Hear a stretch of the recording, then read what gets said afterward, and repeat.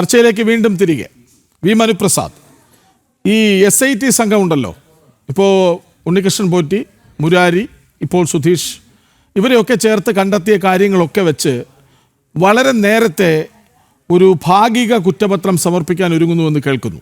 ഞങ്ങളിന്നൊരു special റിപ്പോർട്ടായി നൽകിയിട്ടുണ്ട്. അത് ആരെങ്കിലും രക്ഷിക്കാനാകുമോ? ഈ ഭാഗിക റിപ്പോർട്ടിന്മേൽ, ഭാഗിക കുറ്റപത്രത്തിന്മേൽ ചുറ്റിത്തിരിയട്ടെ കാര്യങ്ങൾ, രാഷ്ട്രീയ ഉപരിതലത്തിൽ നിന്ന് തീരുമാനമാകുമോ അതിന് പിന്നിൽ? അല്ല, അത് ഈ വൈകി എത്തുന്ന നീതി നിഷേധത്തിന് തുല്യമാണ് എന്ന് സ്വാഭാവികമായിട്ട് നമ്മുടെ കോടതികൾ തന്നെ, ബഹുമാനപ്പെട്ട കോടതികൾ തന്നെ പല ആവർത്തി പറഞ്ഞിട്ടുള്ളതാണ്. ഇത് എന്താണ് സംഭവിക്കാൻ പോകുന്നത്? ഇവിടെ ഒരു അന്വേഷണത്തിന് കോടതിയുടെ പ്രേരണയുടെയും ആവശ്യത്തിൻ്റെയും അടിസ്ഥാനത്തിൽ കേരളത്തിൽ അന്വേഷണം തുടങ്ങിയതാണ്.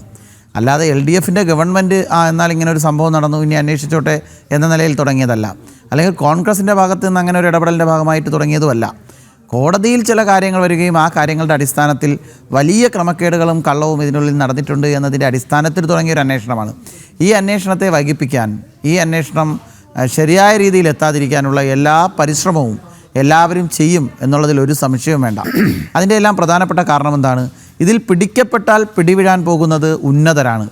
ഉന്നതർ എന്ന് പറഞ്ഞാൽ അധികാര സ്ഥാനങ്ങളിൽ കൈയാളിയിരുന്ന ജനപ്രതിനിധികൾ ഉൾപ്പെടെയുള്ള മന്ത്രിമാർ, അതോടൊപ്പം തന്നെ മുന്നണി രാഷ്ട്രീയം പോലും ഇതിൽ ബാധകമല്ലാതാവും. കൊടുക്കൽ വാങ്ങലുകൾ എല്ലാവരും, രണ്ടുപേരും കാലാകാലങ്ങളായി കേരളത്തിൽ ചെയ്തിരുന്നതിൻ്റെ വസ്തുതകളെല്ലാം പുറത്തു വരും.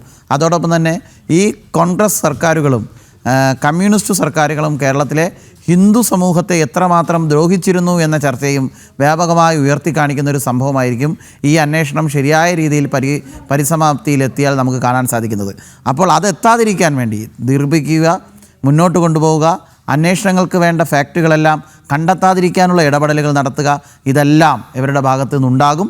ഉണ്ടായിക്കൊണ്ടിരിക്കുന്നത് കൊണ്ടാണ് ചില കാര്യങ്ങളെല്ലാം പുറത്തു വരുന്നത്. LDFൻ്റെ പ്രതിനിധി ഇവിടെ സൂചിപ്പിച്ച ചില കാര്യങ്ങളിലൊന്ന്, ക്ഷേത്രങ്ങളുടെ ഒരു ഇതും സർക്കാരിന് കൊണ്ടുപോകാൻ പറ്റില്ല എന്നുള്ളതാണ്, വരുമാനവും ഒന്നും.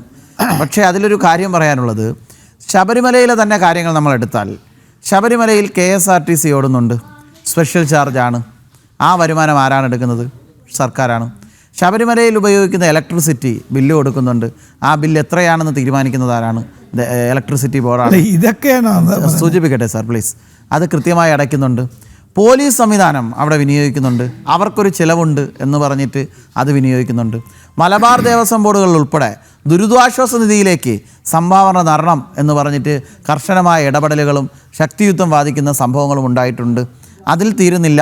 ഇവിടെ നിയമനങ്ങൾ നടത്തുന്നുണ്ട്, നിയമനങ്ങൾ നടത്തുന്നതിന് കൈക്കൂലികൾ വാങ്ങുന്നുണ്ട്. നിയമനം നടത്തുന്ന ആളുകൾ അവരുടെ ആളുകളെയാണ്, അവർ ലെവി അങ്ങനെയുള്ള മറ്റ് സംവിധാനങ്ങൾ അടയ്ക്കുന്നുണ്ട് പാർട്ടിക്ക്, സർക്കാർ പോട്ടെ പാർട്ടിക്ക്. അപ്പോൾ എല്ലാ അർത്ഥത്തിലും ക്ഷേത്രങ്ങളെ സർക്കാരിൻ്റെയോ സർക്കാർ ആളുകളുടെയോ നേരിട്ടുള്ള വരുമാനങ്ങളുടെ തന്നെ ഭാഗമാക്കുന്നുണ്ട്. ദേവസ്വം ബോർഡ് ഉപയോഗിക്കുന്ന സംവിധാനങ്ങളെല്ലാം ക്ഷേത്ര വരുമാനത്തിൻ്റെ ഭാഗമല്ലേ? ദേവസ്വം ബോർഡിലെ ആളുകൾക്ക് ശമ്പളം കൊടുക്കുന്നത് ക്ഷേത്ര വരുമാനത്തിൽ നിന്ന് എടുത്തിട്ടല്ലേ?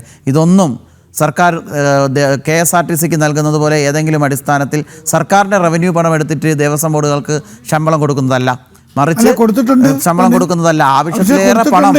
ആവശ്യത്തിലേറെ പണം ഞാൻ പറയാം സാർ,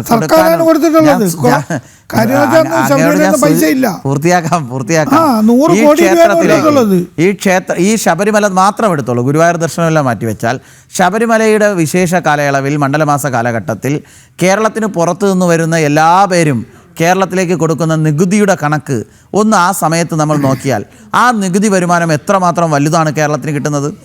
ഒരു ക്ഷേത്രം ഇവിടെ ഉള്ളത് കൊണ്ടാണല്ലോ ഇത്രയും ആളുകൾ ആന്ധ്രയിൽ നിന്നും തമിഴ്നാട്ടിൽ നിന്നും വിവിധ പ്രദേശങ്ങളിൽ നിന്നും ടൂറിസ്റ്റ് ബസ്സുകൾ ഉൾപ്പെടെ പിടിച്ചുകൊണ്ട് ഈ കേരളത്തിലേക്ക് കടന്നു വരുന്നത്.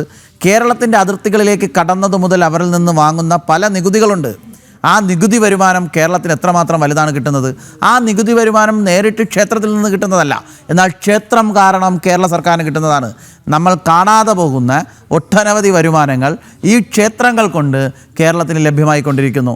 ആ വരുമാനത്തിൻ്റെ ഭാഗമായി എന്നാൽ കുറച്ച് ഇളവങ്ങ് ക്ഷേത്രങ്ങൾക്ക് കൊടുത്തേക്കാം, അവിടുത്തെ ഇലക്ട്രിസിറ്റി ബില്ല് വാങ്ങണ്ട എന്ന് വയ്ക്കാം. അവിടുത്തെ അയ്യപ്പ ഭക്തരായിട്ടുള്ള മലയാളികളും കേരളത്തിലുള്ള ആളുകളും അയ്യപ്പ ഭക്തരെല്ലാവരും ശബരിമലയിലേക്ക് പോകുമ്പോൾ, ഉദാഹരണത്തിന് തിരുവനന്തപുരത്ത് നിന്ന് പമ്പയിലേക്ക് ഒരു പമ്പാ ബസ്സിലേക്ക് കയറിയാൽ ആ പമ്പാ ബസ്സിൽ സ്പെഷ്യൽ ചാർജ് ഒന്ന് ഒഴിവാക്കിക്കൊണ്ട് മാന്യമായി സാധാരണഗതിയിൽ ഒരാൾ കൊടുക്കുന്ന ചാർജ് കൊടുത്ത് അവർ ശബരിമലയ്ക്ക് ആനുകൂല്യം കൊടുക്കണമെന്ന് പറയുന്നില്ല, ആനുകൂല്യം കൊടുക്കണ്ട, സാധാരണ നിങ്ങൾ വാങ്ങുന്ന ചാർജ് കൊടുത്തു പോയാൽ മതി എന്ന തീരുമാനമെടുത്തേക്കാം എന്നൊന്നും ഒരു സർക്കാരും എടുക്കാറില്ല. എന്നാൽ ഇതൊന്നും ഇത്തരം വലിയ പ്രശ്നങ്ങളൊന്നും ഇല്ലാതെ ഇവിടെ മറ്റു മതസ്ഥാപനങ്ങൾ ഭംഗിയായി പ്രവർത്തിച്ചു പോകുന്നുണ്ട്. ഇവർ പരമാവധി നേരിട്ട് തന്നെ ഇത്തരം ആനുകൂല്യങ്ങളും അവകാശങ്ങളും ക്ഷേത്രങ്ങൾ ഉപയോഗിക്കുന്നുണ്ട്. ഇതിനു പുറമെയാണ് ഈ പറയുന്ന കള്ളം, കളവ്, കൊള്ള ഇതൊക്കെ ക്ഷേത്രങ്ങൾ കേന്ദ്രീകരിച്ച് നടക്കുന്നത്. അപ്പോൾ ക്ഷേത്രങ്ങൾ ഇവരുടെ കറവ പശുക്കളാണ്. ഈ കറവ പശു എന്ന കണക്ക് ഉപയോഗിച്ച് അവർക്ക് കീശ വെറുപ്പിക്കാൻ, കട്ടുകൊണ്ടുപോകാൻ ഇത് ഉപയോഗപ്പെടുത്തിക്കൊണ്ടിരിക്കുന്നു.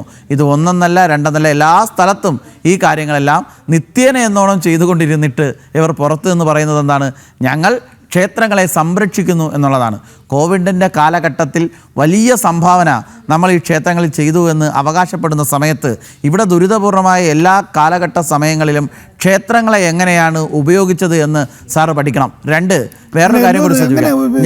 ഞാൻ പറയാം, ഈ നികുതി വരുമാനങ്ങൾ മുഴുവൻ ക്ഷേത്രങ്ങൾ കൊടുക്കുന്നുണ്ട്. ഇവിടെ സൂചിപ്പിച്ചു, ദേവസ്വം ബോർഡ് എന്ന് പറയുന്നത് കേവലം ക്ഷേത്രങ്ങൾ മാത്രമുള്ള സംവിധാനമല്ല. സ്കൂളുകൾ, കോളേജുകൾ, അങ്ങനെയുള്ള എല്ലാ സംവിധാനങ്ങളുമുണ്ട്. ഇവിടെയുള്ള നിയമനങ്ങളുണ്ട്. ആ നിയമനങ്ങളിൽ പൈസ വാങ്ങുന്നുണ്ട്. ആ പണത്തിൻ്റെ കാര്യങ്ങളുണ്ട്. ക്ഷേത്രങ്ങളുടെ സ്വത്തുക്കൾ മറ്റു തരത്തിൽ മന്ത്രിമാർക്ക് ഉപയോഗിക്കാൻ പറ്റുന്നത് ദേവസ്വം ബോർഡാണ് ചെയ്യുന്നത്. ബോർഡ് വെച്ചിട്ടുണ്ട്. ഞാൻ പറയുന്നത് ആ ബോർഡിലേക്കുള്ള നിയമനങ്ങളിലെല്ലാം ആ ബോർഡിലുള്ള ആളുകളെ നിയമിക്കുന്നത് ആരാണ്? അല്ല, എന്നാ നിങ്ങൾക്ക് PSC ഇല്ല. PSC ബോർഡിലുള്ള ആളുകളെ നിയമിക്കുന്നത് PSC പോലെ അല്ല സാർ. ഞങ്ങൾക്ക് ക്രമക്കേടുണ്ടെന്ന് ആക്ഷേപമുണ്ട്. ആക്ഷേപമുണ്ട്. അതുകൊണ്ടാണല്ലോ നസീമും ശിവരഞ്ജിത്തും ഒക്കെ 1ാം റാങ്ക് 2ാം റാങ്കുകാരുമായി വന്നത്. PSC നിങ്ങൾ ആക്കുന്നത് കോമൺ ആയിട്ട് നികുതി വരുമാനം ഉപയോഗിച്ച് പ്രവർത്തിക്കുന്ന 2 മാർക്ക് കിട്ടില്ല. അതാണ് ഞാൻ പറഞ്ഞത്. ഇവിടെ PSC ഉൾപ്പെടെ ക്രമക്കേടുണ്ട്. പക്ഷെ അതൊക്കെ ചർച്ച ചെയ്യുമ്പോൾ അത് ഞങ്ങളെപ്പോലുള്ള യുവാക്കൾ നിരന്തരം ചർച്ച ചെയ്തുകൊണ്ടും സമ്മതിച്ചുകൊണ്ടിരിക്കുന്ന പ്രശ്നങ്ങളാണ്. ഈ പ്രശ്നങ്ങൾക്ക് പൊതുവെ ഇതിലേക്ക് വരുന്നത് ഇതൊരു വിഭാഗത്തിന് മാത്രം നിങ്ങൾ അവരെ സംരക്ഷിച്ചു കൊള്ളാം എന്ന് കരാർ വ്യവസ്ഥയിൽ രൂപപ്പെട്ടിരിക്കുന്ന ഒരു ദേവസ്വം ബോർഡ്. നിങ്ങൾ ചോദിച്ചല്ലോ നേരത്തെ, ഡിജിറ്റലൈസേഷൻ ദേവസ്വം ബോർഡിൽ നടക്കുന്നതിന് എന്ത് സാമ്പത്തിക കുറവാണ് ദേവസ്വം ബോർഡിലുള്ളത്? എന്തെങ്കിലും ബുദ്ധിമുട്ട് അനുഭവിക്കുന്ന പേരിൽ എന്നാൽ കുറച്ച് പണം കൊടുത്തേക്കാമെന്നല്ല. അയ്യപ്പ ഭക്ത സംഗമം നടത്തി മുഖ്യമന്ത്രി അവിടെ പോയിട്ട് ആ ഭക്തസംഗമം നടത്തുന്നതിന് വേണ്ടി പണം എഴുതിയെടുത്ത് ദേവസ്വം ബോർഡിൽ നിന്ന് എത്ര കോടി രൂപയാണ് അതിൻ്റെ പേരിൽ പിരിച്ചെടുത്തതെന്നറിയാമോ? ഒരു ദേവസ്വം ബോർഡിൽ നിന്നും നിർബന്ധമായും ദുരിതാശ്വാസ നിധിയിലേക്ക് പണം കൊടുക്കണം എന്ന് നിർബന്ധമായിട്ട് പറഞ്ഞ് അവസാനം കോടതി ഇടപെട്ട് അതിൻ്റെ ആവശ്യമില്ല എന്ന്, അതിൻ്റെ പേരിലാണ് അത് മാറ്റിവെച്ചത്. ഇങ്ങനെ നേരിട്ട് തന്നെ എത്രമാത്രം കള്ളത്തരങ്ങൾ, ഇടപെടലുകൾ, ക്രമക്കേടുകൾ നടത്തിയിരിക്കുന്നു. അതെല്ലാം ഈ നാട്ടിൽ വസ്തുതയായി നിൽക്കുന്നതാണ്. അങ്ങ് സൂചിപ്പിച്ചതുപോലെ PSC പോലെ ഇവിടെ പല റിക്രൂട്ട്മെൻറ്റ് ബോർഡുകൾ പോലെ ഇവർ അഴിമതി നടത്തുന്ന ഒന്ന് തന്നെയാണ് ദേവസ്വം ബോർഡ്. പക്ഷേ ഇവിടുത്തെ പ്രശ്നം മറ്റെല്ലാം നികുതി പണം ഉപയോഗിച്ച് എല്ലാവരും ചെയ്യുമ്പോൾ ഇത് ഭക്തൻ്റെ പണം കൂടി ഉൾപ്പെടുത്തി ഇത് ചെയ്യുന്നതാണ്. മറ്റു മധ്യസ്ഥർക്ക് ഇത് പ്രശ്നമുണ്ടാകുന്നില്ല എന്നുള്ളതാണ് ഞങ്ങൾ മുന്നോട്ട് വയ്ക്കുന്ന പ്രശ്നം. ഇത് ഇടപെടണമെന്നാണ് ഞങ്ങളും പറയുന്നത്. PSC പോലെ ദേവസ്വം ബോർഡും ക്രമക്കേടും കള്ളവും നടത്തി മുന്നോട്ട് കൊണ്ടു പോവുകയാണ് സർക്കാർ എന്ന് തന്നെയാണ് ഞങ്ങളുടെ ആക്ഷേപം. ശരി.